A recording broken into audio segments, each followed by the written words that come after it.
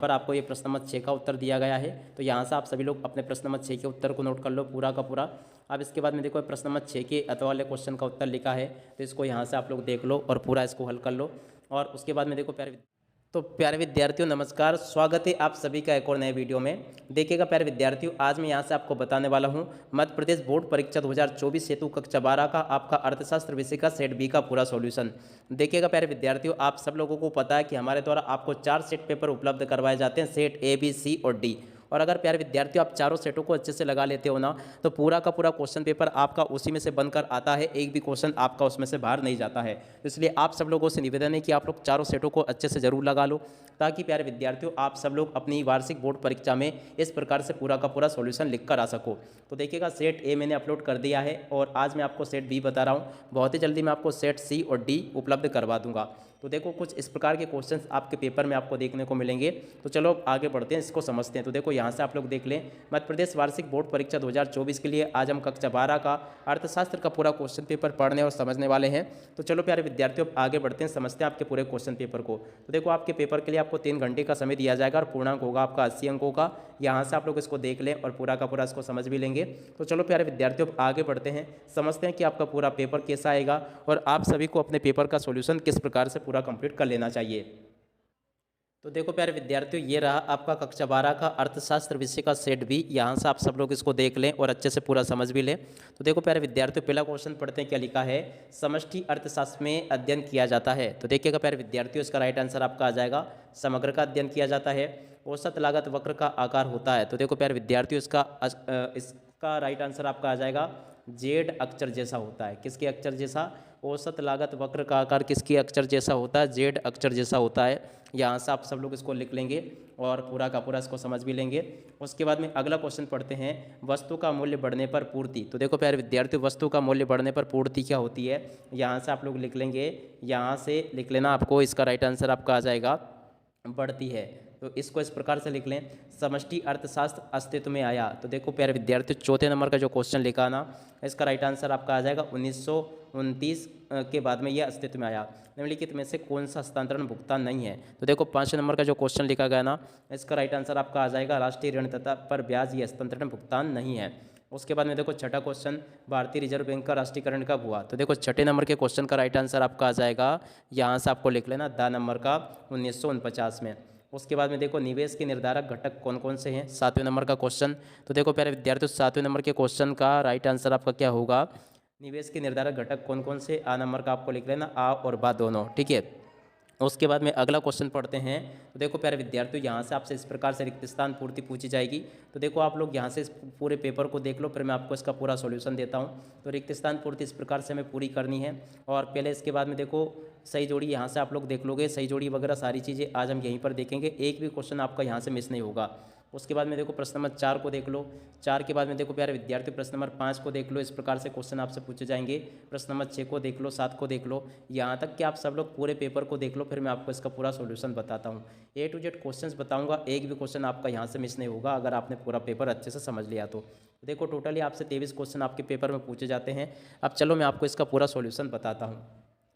तो देखो प्यारे विद्यार्थियों, यहाँ से आप लोग इसको देख लोगे पूरा का पूरा, ये आपके पेपर का सॉल्यूशन है जो कि सेट बी का है। अब सेट बी में प्यारे विद्यार्थियों देखिएगा, पहले मैं आपको व्यष्टि लिख लेना है इसमें प्रश्न नंबर 2 में, जिसमें कि रिक्त स्थान पूछे गए आपसे। और उसमें देखो इसमें आपको उच्च लिख लेना है, इसमें आपको नासवान लिख लेना है, इसमें आपको पूर्ण लिखना है। और उसके बाद में देखो अगला क्वेश्चन जो दिया गया आर्थिक महामंदी वर्ष 1929 होगा। और इसके बाद में इसमें आपको लिख लेना प्रभावपूर्ण मांग। उसके बाद में देखो जोड़ी आपको इस प्रकार से मिलान कर लेनी है पूरी की पूरी। अब जोड़ी के बाद में देखो प्यारे विद्यार्थियों, यहाँ से आप लोग इसको देख लोगे, ये जब सीमांत उपयोगिता शून्य होती है तब क्या होती है? तो देखो इसमें आपको अधिकतम लिखना है, इसमें आपको बाजार लिखना है। और इसके बाद में देखो प्यारे विद्यार्थियों, इसमें आपको 1 वर्ष इसमें स्टॉक आ जाएगा। और इसमें आपको क्या लिख लेना है? किसने पूर्ति मांग को स्वयं जन्म देती है? तो देखो ये जेबीसी ने कहा था। इसका राइट आंसर छठे का ये हो जाएगा। और उसके बाद में देखो सत्य असत्य अगर देखें हम, तो देखो ये सत्य है, ये भी आपका असत्य होगा।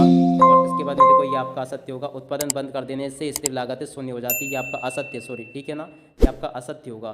क्योंकि उत्पादन बंद अगर हम कर देंगे तो स्थिर लागतें शून्य थोड़ी होगी, ठीक है ना, वो तो वहन करनी पड़ेगी, तो ये आपका असत्य होगा, ठीक है। उसके बाद में देखो अगला क्वेश्चन ये वाला जो दे रखा ना, ये आपका सत्य होगा, ये भी आपका सत्य होगा। और उसके बाद में देखो छठे नंबर का जो क्वेश्चन दे रखा ना, ये भी आपका सत्य है। ठीक है। उसके बाद में देखो यहाँ से आप सब लोग इसको देख लोगे और देखो प्यारे विद्यार्थियों, यहाँ पर आपको ये प्रश्न नंबर 6 का उत्तर दिया गया है। तो यहाँ से आप सभी लोग अपने प्रश्न नंबर 6 के उत्तर को नोट कर लो पूरा का पूरा।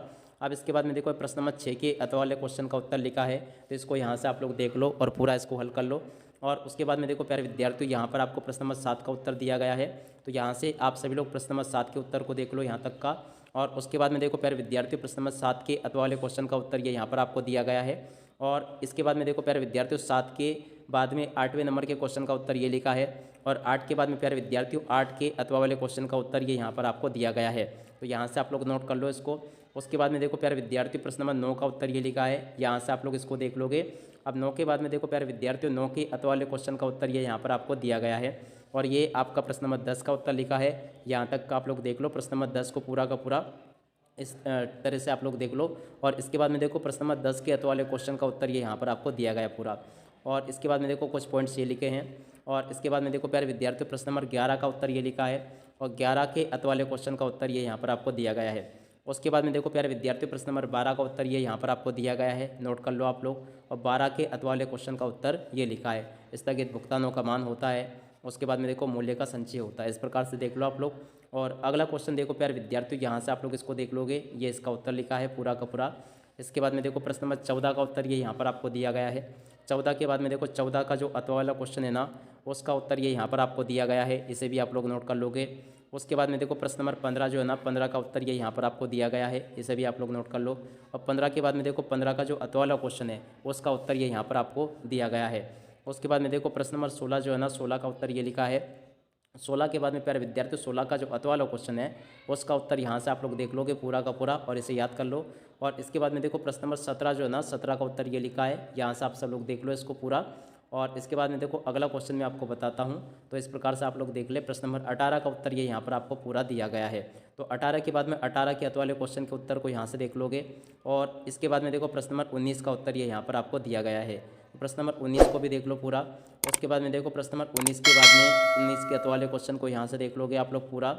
और ये पूरा का पूरा आप लोग नोट कर लो यहाँ तक का, जैसा कि मैंने आपको बताया। अब इसके बाद में आगे बढ़ते हैं, तो देखो प्रश्न नंबर 20 ये लिखा है।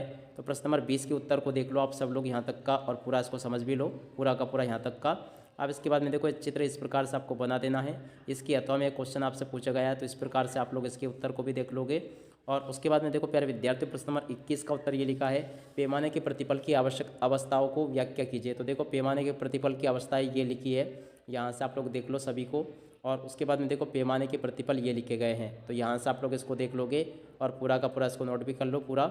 और उसके बाद में देखो अगला क्वेश्चन, उत्पादन फलन के आवश्यक तत्वों की व्याख्या कीजिए। तो देखो यहाँ से आप सब लोग उत्पादन फलन के आवश्यक तत्वों को लिख लो पूरा का पूरा, ये इसका उत्तर दिया गया है पूरा का पूरा। और इसके बाद में देखो प्रश्न नंबर 22 जो लिखा है, जीएसटी से आप क्या समझते हैं। तो देखो जीएसटी से आप क्या समझते हैं, इसको पूरा का पूरा देखो यहाँ तक का और इसको याद कर लोगे पूरा। इसके बाद में देखो राजस्व प्राप्ति और पूंजीगत प्राप्ति में आपको अंतर बताने हैं, तो इनको भी देख लो आप लोग यहाँ तक का और पूरा हल कर लो इसको। इसके बाद में देखो प्रश्न नंबर 23, स्थिर विनिमय प्रणाली के दो गुण एवं दोष लिखिए। तो देखो यहाँ से आप लोग गुण और दोषों को लिख लो पूरा का पूरा, जैसा कि मैं आपको बता दे रहा हूँ। ऐसे आप लोग देख लो इसको पूरा का पूरा और समझ भी लो इसको। तो देखो प्यारे विद्यार्थियों, यहाँ तक का पूरा सॉल्यूशन मैंने आपको दे दिया है। अब इसी के साथ में प्यारे विद्यार्थियों इस वीडियो को यहीं पर पूरा करते हैं। नमस्कार, जय हिंद, जय भारत।